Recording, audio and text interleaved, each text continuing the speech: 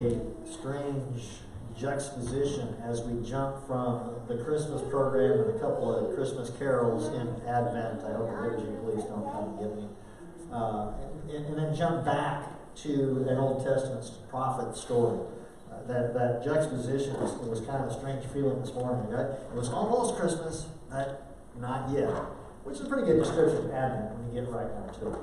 Now, good to see everyone this morning. Thanks for joining in. Those of you on Facebook Live with us this morning, we're glad you're here too. Our readings are from the first and third chapter of the book of Ezra.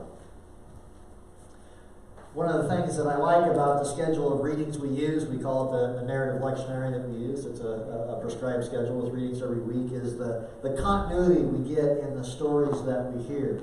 And this is particularly poignant this year as the first Advent reading on December 1st was from Jeremiah, and it described the Jewish people under siege from the Babylonians and being taken into exile. Last week's reading from Isaiah talked about keeping hope and sharing hope with that hope with others that were around them. And today we hear good news of the people being freed from exile and what they do when they return home. It's kind of fun because the Babylonians that took them into exile to begin with have been overthrown by the Persians, and it is the Persian king Cyrus who frees them. Take that, Babylonian. Middle Eastern history was just as confusing then as it is today. The people are returning to Jerusalem where their temple, their holy house, has been destroyed. The central place of worship and really the center of their faith system is no longer exists other than as a big pile of rubble. It's kind of an alien concept to us because if we lost our holy house, we just go somewhere else for worship. We worship at Fallbrook Assisted Living Center on Thursdays. We worship here on Sundays. We just figure out a place and we can go worship there. I'd hate to lose our building, but that's more because of the hassle factor of having to deal with insurance. You ever have to deal with insurance? More the hassle factor of dealing with insurance than losing a specific building. It's an aggravation I could do without. Our faith system, our faith is not tied to a specific place. At least it's not supposed to be.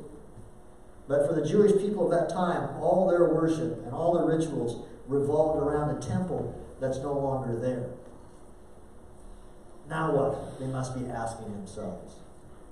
The now what is that they set the altar back on its foundation in the midst of what amounts to the remains of a dumpster fire, and they got on with worship and rebuilding the temple.